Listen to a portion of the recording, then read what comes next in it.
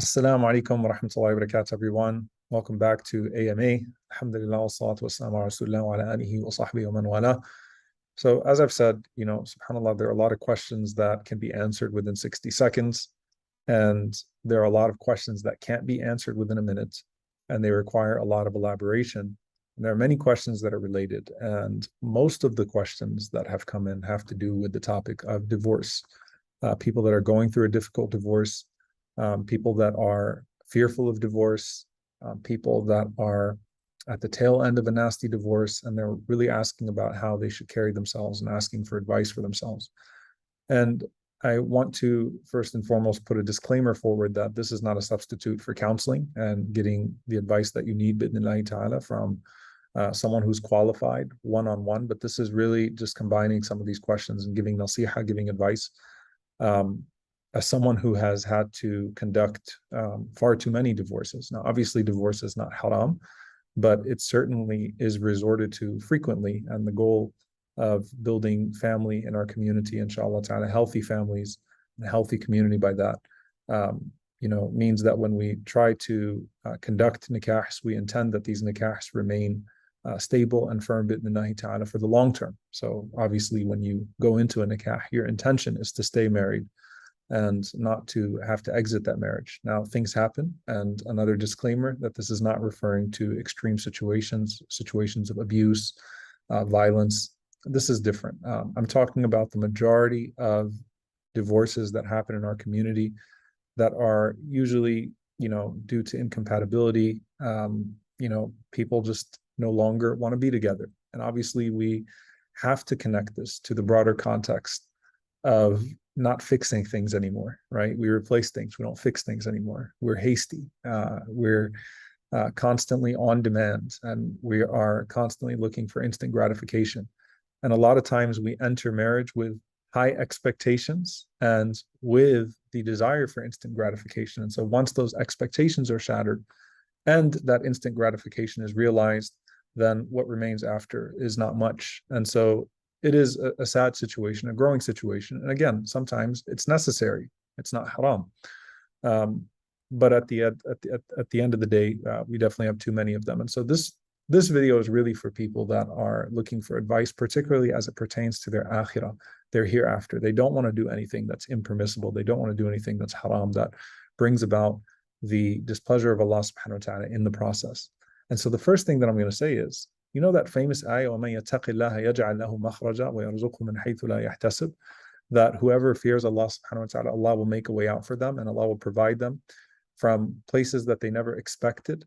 This actually comes in the context of divorce. And I will say this, and I hope, inshallah ta'ala, this quote lives. I've thought about saying this on the minbar, if I haven't already, to be honest with you. The Prophet ﷺ emphasized taqwa, piety, the fear of Allah subhanahu wa ta'ala, God consciousness in marriage. And I have not seen anything in which people have less taqwa than divorce.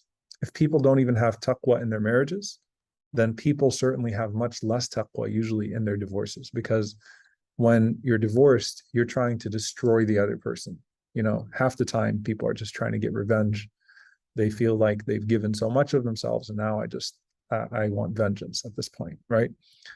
And that's where taqwa really, really, really has to grab you, and it really has to stabilize you, because it can become so easy to submit yourself to that.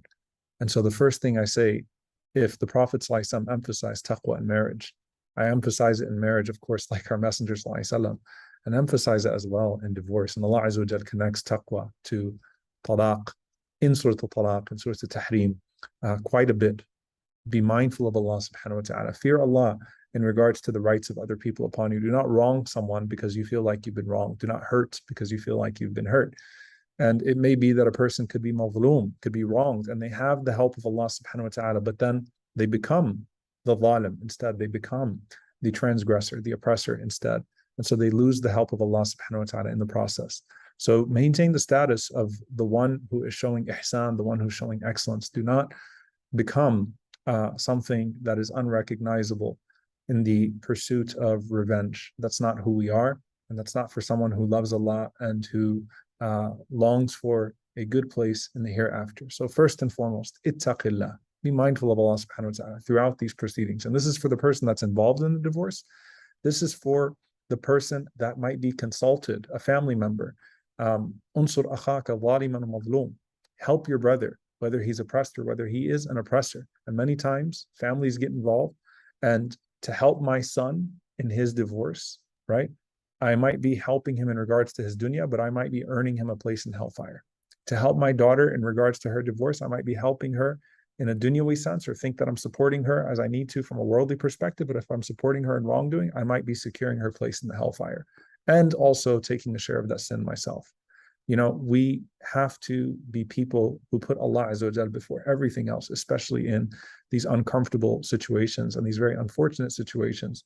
When Allah subhanahu wa ta'ala says, do not let your hatred for a people cause you to swerve from justice. Allah ta'adilu, i'dilu, be just. And that is closer to taqwa. That's closer to God consciousness, closer to piety. So first and foremost, be mindful of Allah subhanahu wa ta'ala. If someone else does not have taqwa with you, that does not give you the license to not have taqwa with them. That's number one. Number two, haste is from the shaitan. Haste is from the shaitan. Al-ajalatu min ash-shaitan. Haste is from the devil. Ta'anni min Allah. And being very calculated about what you do is from Allah subhanahu wa ta'ala. The Prophet ﷺ warned us about speaking in haste. He warned us about saying words in haste, and especially in anger. As Ali radiallahu ta'ala anhu said, أَوَّلُهُ جُنُونَ وَآخِرُهُ نَدَمٌ, that the beginning of anger is insanity and the end of it is regret. Every single measure that we find from the Sunnah that relates to speaking is to speak carefully and be calculated with your speech. What then of something as consequential as divorce, as consequential as ending a relationship, sometimes a relationship that's lasted for years and where other people's lives are also at stake? Do not be hasty. Slow down. All of the measures of the Sunnah in regards to divorce. So, for example, not conducting the talaq during the menstrual cycle, during the hayd, waiting for an entire cycle before you issue a talaq, not just issuing it in the midst of an argument. And the Prophet ﷺ mentioned that, you know, even in jest, not to use this word. It's a serious word. It is a serious decision to make. Slow things down. Abide by the Sharia process of proper consultation, proper counseling, proper arbitration, proper thought, proper introspection, trying to resolve your disagreements. Don't play with someone else's life like that, right? You know, it may be that the other person is more vested in the marriage than you. Don't play with their lives like that, because again, that could come back to haunt you in your life and your hereafter. So slow down. Number three, do counseling, especially if kids are involved. You owe it to them. You owe it to yourselves, and you owe it to children as well to go through counseling. I've never seen anyone who, well, I don't want to say never. I've rarely seen people who believe that counseling will work before they actually do it. And if you don't go into counseling with the intention of resolving your issues, you're not going to resolve them, because it needs your intention. It needs your buy-in. It needs you being vested.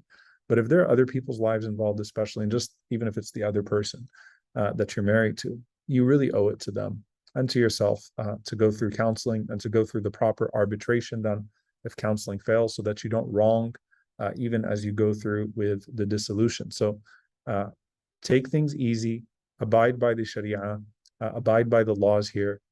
You know, their iddah is there for a reason. Abide by their iddah properly. You know, very few people abide by their iddah properly. Go through the process. The process is meant to slow things down so that you can make the best decision in this regard.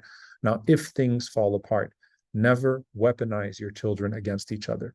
That is one of the most evil things that a person can do, is to weaponize the children against each other. Do not bring them into this. Look, at the end of the day, and again, I'm talking about normal situations. I know that sometimes there's fear for life, and there are other factors that are involved. So don't take this video in the place of that one-on-one advice. But never weaponize children against each other. And what I was going to say was, you know, at the end of the day, that's still going to be their mom. That's still going to be their dad. And you don't want to make them hate the other parent. You don't want to wrong the other person in regards to their rights, their huquq, in regards to their children. So do not weaponize the children in this regard. And don't cut the children off from the other parent. Again, there are only extreme situations in which that is lawful. And, you know, that is something you'll be asked about from Allah subhanahu wa ta'ala, and a great violation of taqwa. Number 4, do not try to take more than what is lawfully yours, what Allah Azza wa Jal has allotted to you. Again, وَمَنْ يَتَّقِ اللَّهَ يَجْعَلْ لَهُ مَخْرَجًا وَيَرْزُقْهُ مِنْ حَيْثُ لَا يَحْتَسِبُ. And the last thing I'll say here, dear brothers and sisters, is what Allah subhanahu wa ta'ala says, وَلَا تَنْسُوا الْفَضْلَ بَيْنَكُمْ.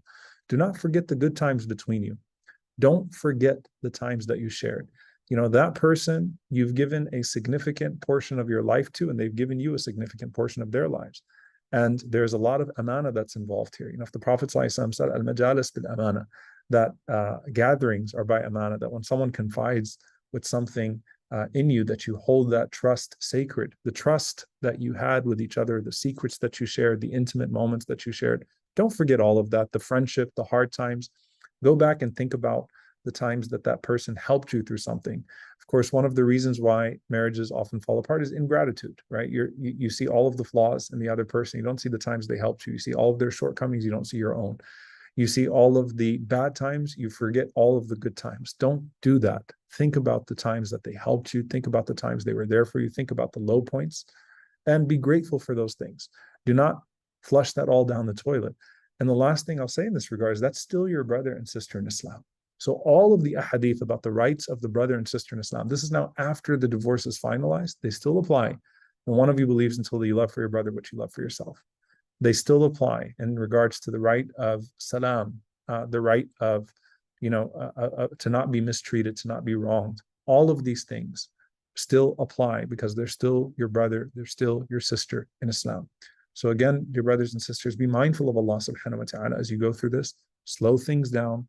Do not throw everything out the window so quickly. Take your time. And, I'll say this, and I intended to say this actually towards the beginning of this, hopefully short advice. Sometimes knowing the Sharia in this regard is very important because knowing all of your options is also important. What I mean by that is, if it's one talaq, for example, even if the iddah expires, there still can be a coming together with a new nikah contract. So just because you're past the iddah, for example, if you only have one talaq or two talaqs, does not mean that it's all over. You can still come together with a new nikah contract. And I say that, for example, because I've met someone who, after 10 years, did not realize that he could have gotten back with his wife, and they wanted to get back together because they just weren't aware of the rulings. So learn, inshallah ta'ala, about what your responsibilities are, what your rights are, what your options are in this regard. And I pray that Allah subhanahu wa ta'ala ease the situation for every single person that is going through this, especially for those who are wronged in the process, those who are abused in the process. May Allah subhanahu wa ta'ala restore your rights. May Allah subhanahu wa ta'ala preserve your dignity. May Allah Azza wa Jal make a way out for you. May Allah subhanahu wa ta'ala reward you for your pain. May Allah keep you firm and steadfast upon His way and that which is pleasing to Him, so that you don't relinquish His aid. And may Allah subhanahu wa ta'ala grant you paradise. May Allah Azza wa Jalla grant you al-firdaus al-a'la with our beloved Prophet sallallahu alayhi wa sallam. Allahumma ameen. My du'as are with all of you who sent in these questions. And inshallah ta'ala, I hope that this advice helps. Jazakumullah khairan. Wassalamu alaikum wa rahmatullahi wa barakatuh.